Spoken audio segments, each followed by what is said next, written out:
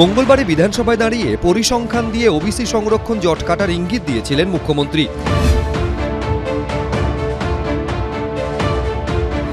তার পরের দিনই রাজ্যের ওবিসি সংক্রান্ত রিপোর্ট চ্যালেঞ্জ করে মামলা দায়ের হলো কলকাতা হাইকোর্টে।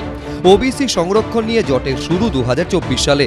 ওবিসি সার্টিফিকেট পদ্ধতি মেনে দেওয়া হয়নি এই অভিযোগ তুলে কলকাতা হাইকোর্টে মামলা দায়ের হয়। সেই মামলার প্রেক্ষিতে গত বছর 22শে মে তৃণমূল সরকারের আমলে দেওয়া রাজ্যের সমস্ত ওবিসি সার্টিফিকেট বাতিল করে দেয় কলকাতা হাইকোর্ট। এই নির্দেশ চ্যালেঞ্জ করে সুপ্রিম কোর্টে যায় রাজ্য সরকার। গত 18 মার্চ মামলার শুনানিতে অন্যান্য অনগ্রসর শ্রেণী কারা তা যাচাই করতে নতুন করে সমীক্ষা করা হচ্ছে এই কথা জানিয়ে 3 মাসের সময় চায় রাজ্য সরকার। এর মধ্যেই মঙ্গলবার বিধানসভায় ওবিসি সংরক্ষণ তালিকা নিয়ে রিপোর্ট পেশ করেন মুখ্যমন্ত্রী। তিনি জানান, ওবিসি রিজার্ভেশন 7% থেকে বাড়িয়ে 10% করা হয়েছে। ওবিসি এ ক্যাটেগরিতে 49টি, ওবিসি বি ক্যাটেগরিতে 91টি সম্প্রদায়কে আনা হয়েছে। খুব পিছিয়ে থাকা সম্প্রদায়গুলিকে ওবিসি ক্যাটেগরি এ তে রাখা হয়েছে, আর অপেক্ষাকৃত কম পিছিয়ে থাকা সম্প্রদায়কে ওবিসি ক্যাটেগরি বি তে রাখা হয়েছে। আরও 50টি ক্যাটেগরির জন্য সার্ভে চলছে। সেই সার্ভে শেষ হলে আরও কোনো সম্প্রদায় নতুন করে ওবিসি তালিকায় যুক্ত হবে কিনা সে বিষয়ে রাজ্য সরকার সিদ্ধান্ত নেবে। এই প্রেক্ষাপটে রাজ্যের রিপোর্ট চ্যালেঞ্জ করে মামলা দায়ের হলো বিচারপতি তপব্রত চক্রবর্তী ও বিচারপতি রাজাশেখর মান্থার ডিভিশন বেঞ্চে।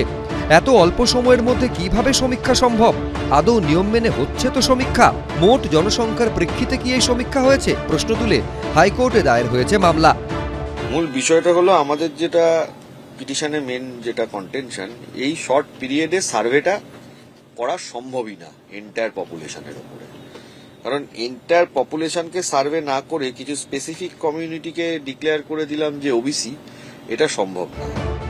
সোশ্যাল মিডিয়ায় পোস্ট করে তৃণমূল সরকারকে তীব্র আক্রমণ শানিয়েছেন শুভেন্দু অধিকারী। তিনি লিখেছেন, ওবিসি অর্থাৎ অন্যান্য অনগ্রসর শ্রেণী। পশ্চিমবঙ্গের মানে একতরফা উপকৃত শ্রেণী। মুসলমানদের ওবিসি বানিয়েছেন, হাইকোর্টে দেখা হবে। তালিকা আমরা দেখে নিয়েছি, 140-এর 105টা মুসলিমকে করে দিয়েছেন। ছেড়ে দেব নাকি আমরা? আপনি সব মুসলমানকে অনগ্রসর বানিয়ে নিয়েছেন। আমার তো মনে হয় মুসলিমদের মধ্যে যারা অনগ্রসর নয় তারাও মমতা ব্যানার্জির এই তোষণকে সমর্থন করবেন বলে আমার মনে হয় না। মামলাতে এসএসসি নিয়েও হয়েছিল, তো মামলা হতেই পারে, মামলা নিয়ে আমরা বদার নই। আমাদের পোর্টাল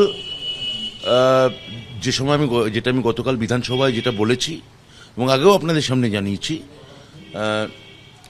হয়তো আমাদের ডিপার্টমেন্টের নোটিফিকেশনও খুব শিগগিরই আজকালের মধ্যেই হয়ে যাবে।